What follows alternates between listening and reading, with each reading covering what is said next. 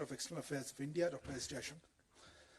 Distinguished guests, ladies and gentlemen, good afternoon and warm welcome to you for the special press interaction that we have today on the occasion of the visit of His Excellency Sergei Lavrov, Minister of Foreign Affairs of the Russian Federation, to our country. We will begin with statements to the media from both ministers. May I now request Honorable External Affairs Minister of India, Dr. S. Jaishankar, to make opening remarks. Yes, sir. Thank you, Arindam. I'm delighted to address you all at the conclusion of my talks today with my Russian counterpart, Foreign Minister Sergei Lavrov.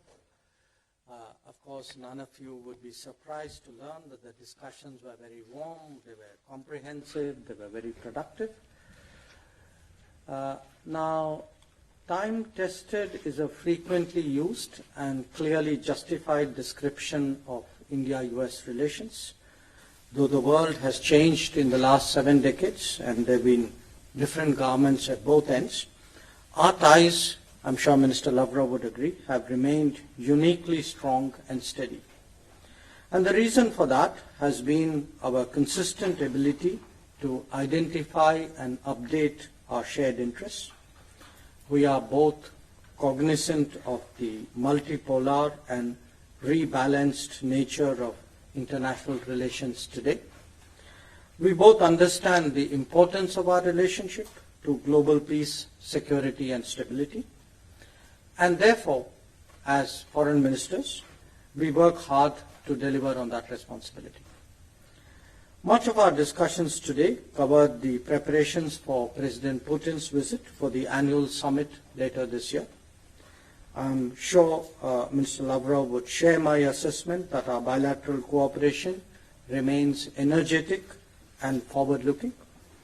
We talked about long-standing partnership in nuclear, space, and defense sectors. We assessed positively our economic cooperation, noting the new opportunities in Russian Far East. We spoke of connectivity, including the International North-South Transport Corridor and the Chennai-Vladivostok Eastern Maritime Corridor. Our rapidly expanding energy cooperation that now includes long-term commitments was also on the agenda. On my part, I briefed Minister Lavrov on recent developments in India that open up new opportunities for Russian businesses in various sectors. The Atmanirbhar Bharat economic vision can facilitate a more contemporary economic relationship in the post-COVID era. This review of our bilateral cooperation was really encouraging. We note the appetite for greater investments in each other by both countries. Russian support for our Gaganyaan program has progressed, which we deeply appreciate. Our defense sector requirements in the past year were expeditiously addressed. And in meeting the COVID challenge, our pharmaceutical collaboration has become more serious. And as many of you are aware, we have a vaccine, a Russian vaccine under discussion for production in India. There was naturally an exchange of views and assessments on important regional and global matters. This had particular importance because we are both members of the UN Security Council right now. We are a non-permanent member. Russia is a permanent member. Issues on which India is chairing UNSC committees came up in some detail. India has also taken over the chair of BRICS and RIC from Russia for this year. And our common membership of the G20, ASEAN-led forums, SCO, and the SICA added to the substance of our conversation. One question on which we spend some time is the unfolding developments in and around Afghanistan. As you all know, the Heart of Asia Istanbul Process Conference took place last week. I was in Dushanbe for that. There have been other discussions of a bilateral or plurilateral nature as well. Many more can be expected in the coming days. For India, what happens in Afghanistan impacts its security directly. I shared our approach that a durable peace there would require harmonizing interests of all, both within and around that country. The peace process must be based on foundational principles to which we all subscribe, and a political solution should mean an independent, sovereign, united, and democratic Afghanistan. There was an exchange of views on West Asia, the Gulf, and Iran. This is a geography where we both have long-standing equities, and our active diplomacy reflects that to great measure. Peace and stability in such a sensitive and vital region is in global interest. I shared our viewpoint on the Indo-Pacific. As our Prime Minister pointed out at the Shangri-La dialogue some years ago, contemporary challenges require countries to work together in new and different ways. Such cooperation also reflects the multipolar and rebalanced character of global politics. India is strongly committed to ASEAN centrality, and this is underlined by the Indo-Pacific Oceans Initiative that it has been advocating at the East Asia Summit. As we implement our Act East and Beyond policy, Russia is a very important partner, whether it is the Far East or whether it is the Chennai-Vladivostok corridor. In addition, of course, there was the larger backdrop of global political changes that provided a context for our talks today. As long-standing partners, we could discuss their implications with a high degree of confidence and comfort. I valued the quality of our discussions today very much.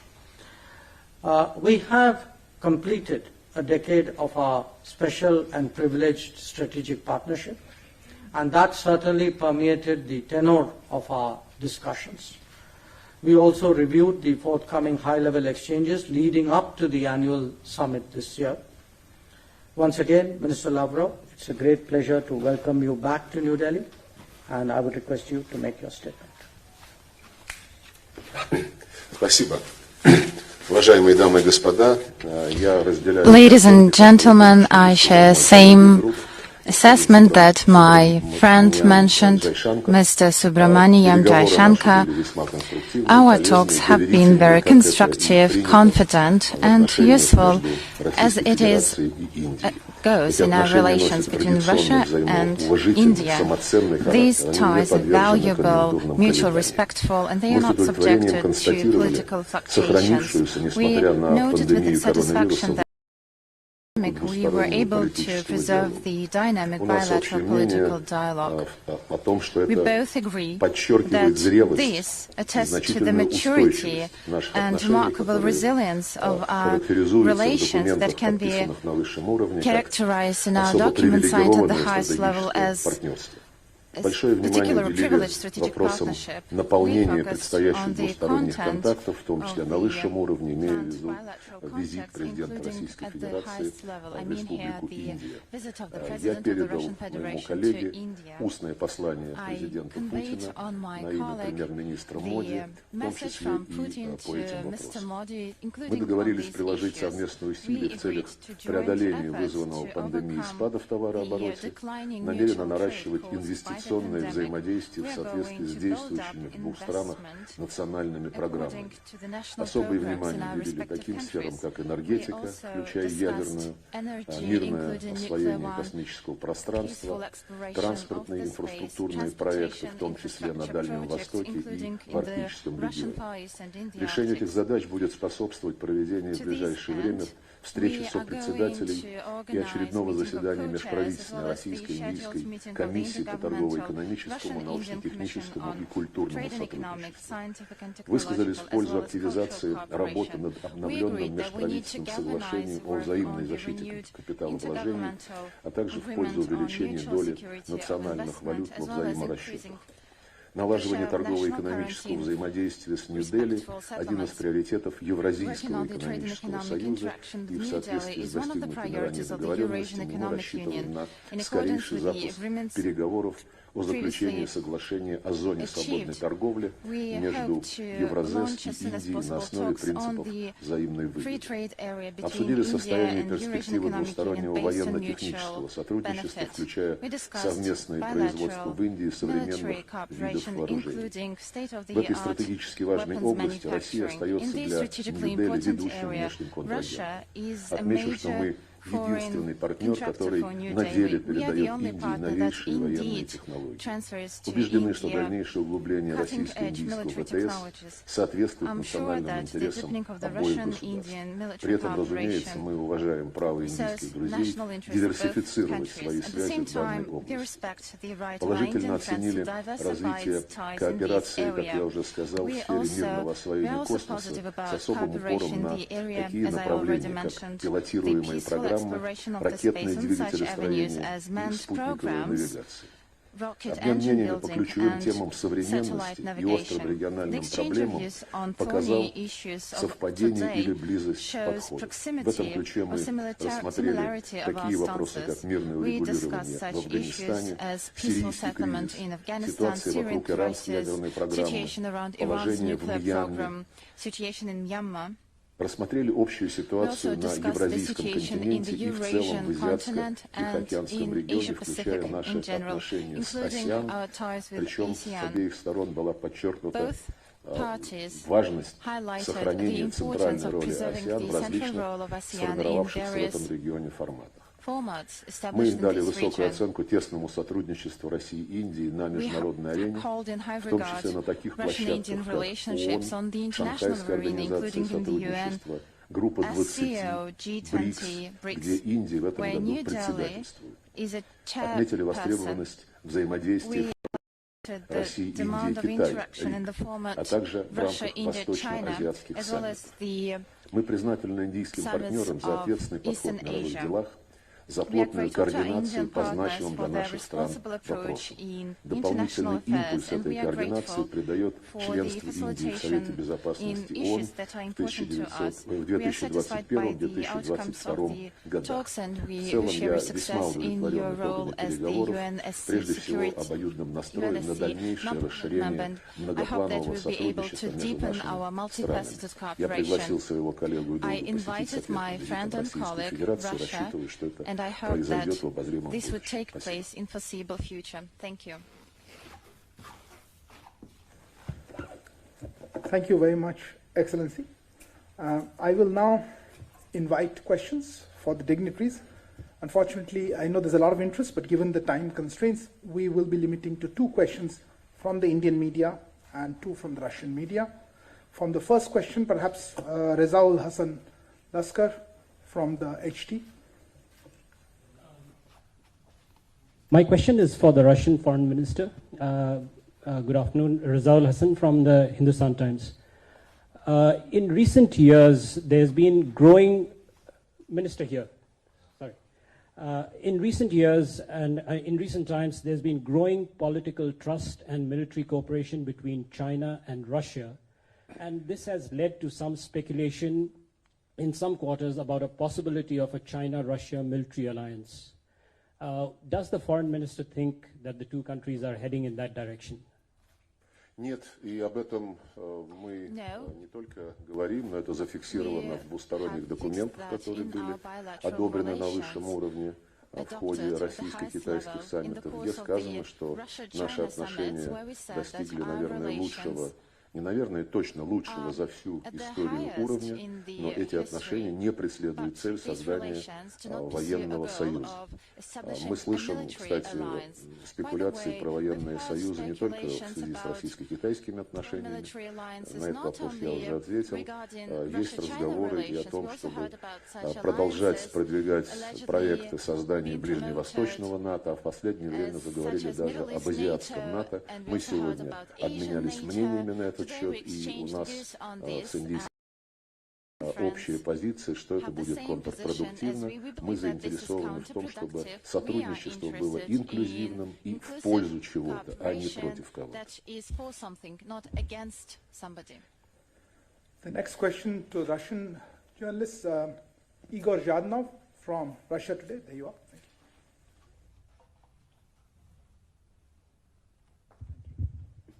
Yes, Igor Zhdanov, RT. My question is to both ministers. It's on vaccine cooperation. There's a good chance that Russia's Sputnik V vaccine might be approved for emergency use in India. So have you discussed maybe doing something similar about the Indian vaccine, Covaxin, in Russia? And on the back of this, maybe a quick comment, if I may, from the Russian Foreign Minister, Sergei Lavrov, on current affairs. I will switch to Russian on that. Сергей Викторович, как бы вы прокомментировали последнее заявление украинских чиновников и офицеров по ситуации на Донбассе, насколько близко регион подходит к эскалации, и как бы вы прокомментировали позицию США и Европы в этом вопросе? Спасибо большое.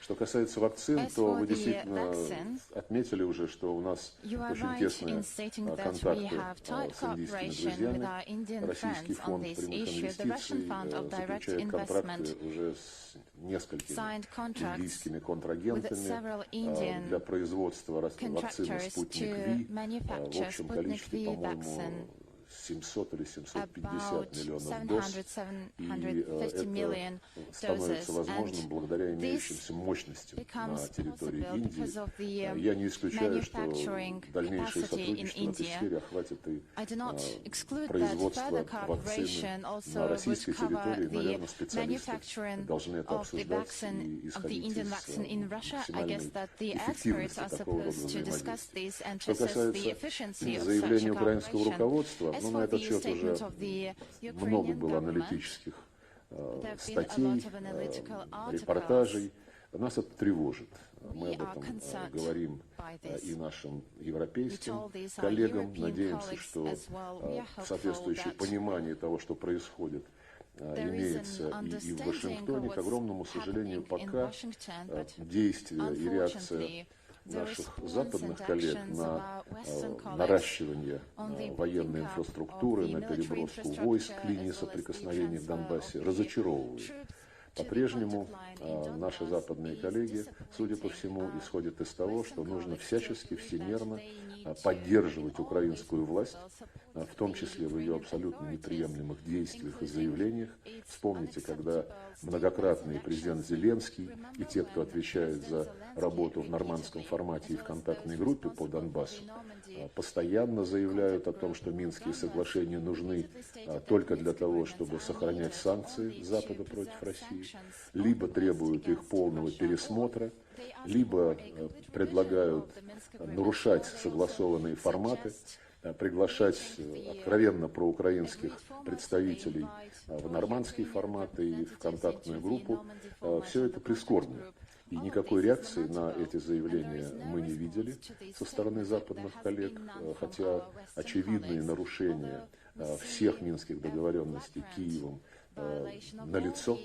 А теперь вот Киев перешел от критики политических рамок урегулирования кризиса на Донбассе к угрозам военных действий.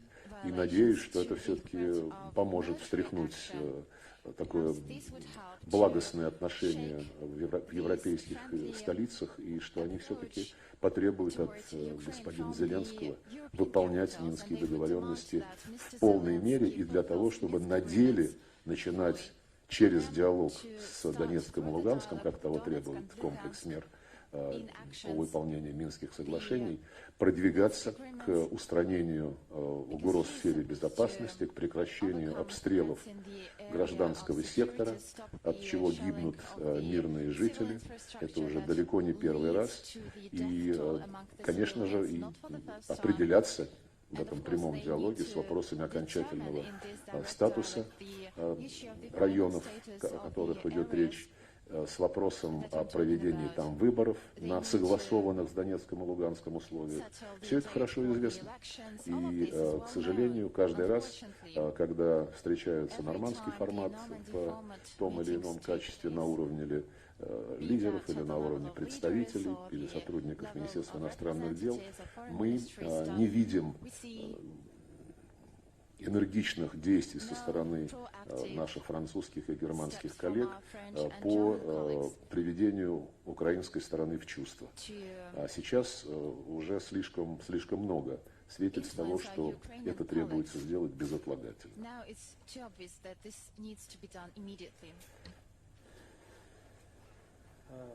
On the vaccines issue, which was also addressed to me, we had a discussion, and clearly, I mean, that decision has to be taken by our regulatory authorities, I mean, for us, were those vaccines to be made in India, it would be one more affirmation of the importance of made in India and our own vaccine capacities.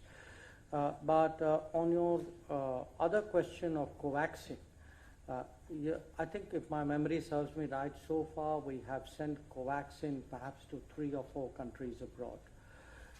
And we would certainly like to promote both made in India and invented in India.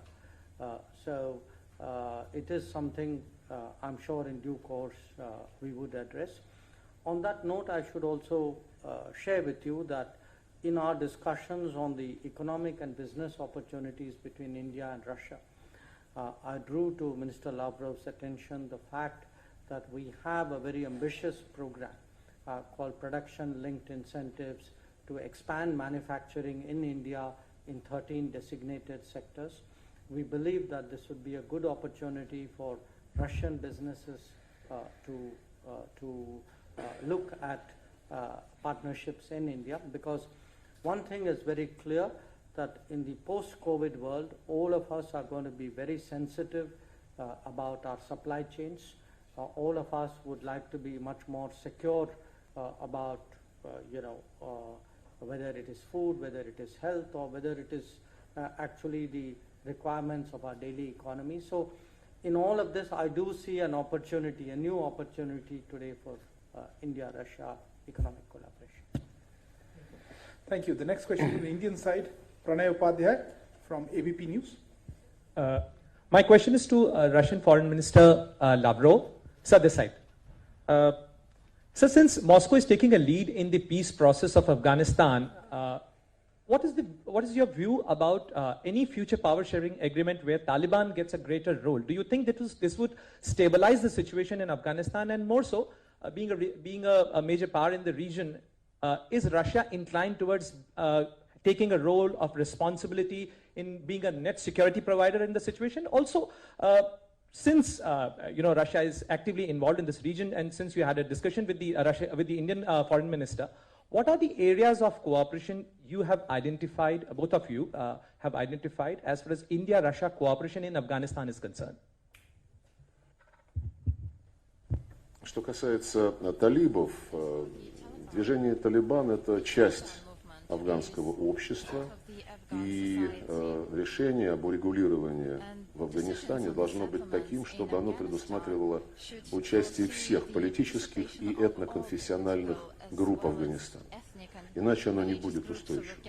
И это решение должно опираться на баланс интересов политических и этноконфессиональных групп, включая их представительство в органах власти.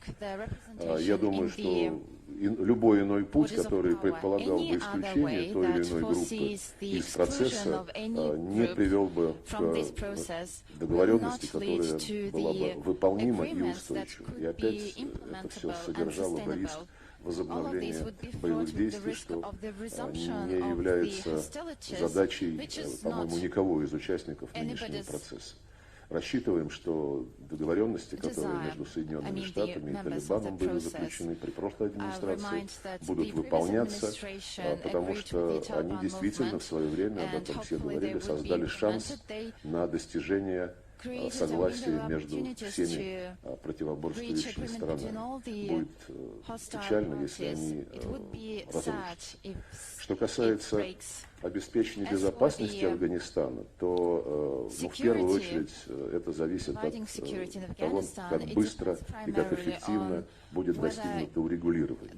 Оно должно, конечно же, включать и вопросы политического устройства, вопросы представительства во власти и вопросы обеспечения безопасности. Мы уже многие годы немало делаем, как Российская Федерация, для того, чтобы укрепить потенциал афганских сил безопасности, афганской армии, готовим персонал, поставляем продукцию военного назначения, в том числе на льготных или даже безвозмездных условиях. Исходим из того, что с воссоединением Афганистана и вот с урегулированием всех вопросов политического плана международное сообщество будет в состоянии более активно помогать укреплению, собственно, афганских сил безопасности. Ну и, разумеется, мы не можем сбрасывать со счетов общерегиональный контекст.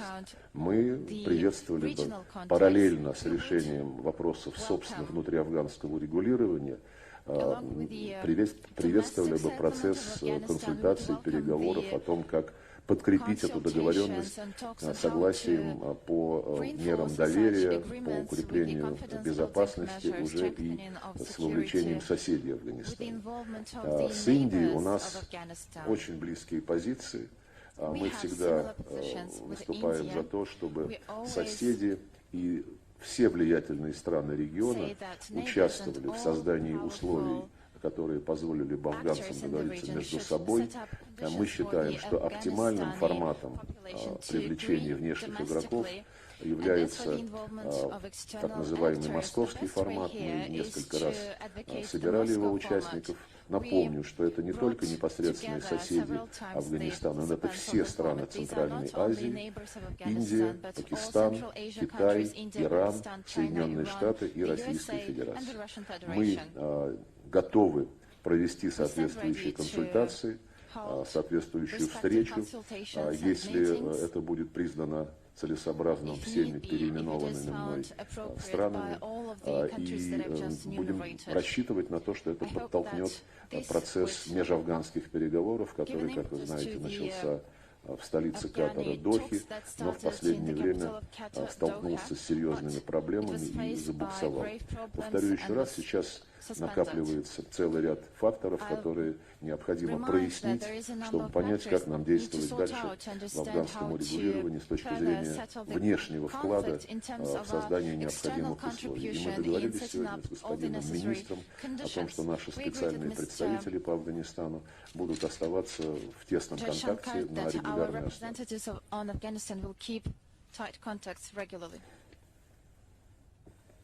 Next question to the Russian Federation. Leila Turyanova from TASS. Лейла Турянова, ТАСС. Сергей Викторович, первый вопрос вам. Ранее вы отмечали, что США жестко давят на Индию в вопросе военно-технического сотрудничества с Россией. Затруднило ли это реализацию уже существующих договоренностей с Нью-Дели и переговоры по новым контрактам? And my second question is for Dr. Shankar. Is India considering the possibility of acquiring additional S-400 regiments from Russia despite the threat of US sanctions? Спасибо. Да, ну, на самом деле, это не я отмечал, что Соединенные Штаты оказывают давление на Индию, да и на любую другую страну, которая имеет контракты с Россией или планирует подписать контракты с Россией на поставку вооружений. Это публично заявлено Соединенными Штатами, без всяких стеснений, все это хорошо знаем. Но также хорошо мы знаем и ответную реакцию со стороны Индии. Мы сегодня эти американские заходы не обсуждали, мы подтвердили нашу нацеленность на развитие военно-технического сотрудничества. У нас действует межправительственная комиссия по ВТС, у нее есть свои планы, в том числе и обсуждаются перспективы дополнительного производства российской военной техники на территории Индии в рамках концепции «Делай в Индии» и в рамках концепции «Самостоятельной Индии». Так что здесь я не почувствовал каких-либо колебаний со стороны наших индийских друзей и партнеров.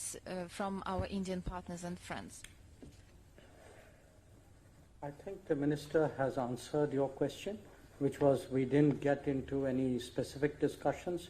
That is a responsibility of a different body, which is headed by our defense ministers, which is due to meet at the end of the year. Thank you, Honourable Ministers. This concludes the press interaction session. I thank you all for being here in person. Bye.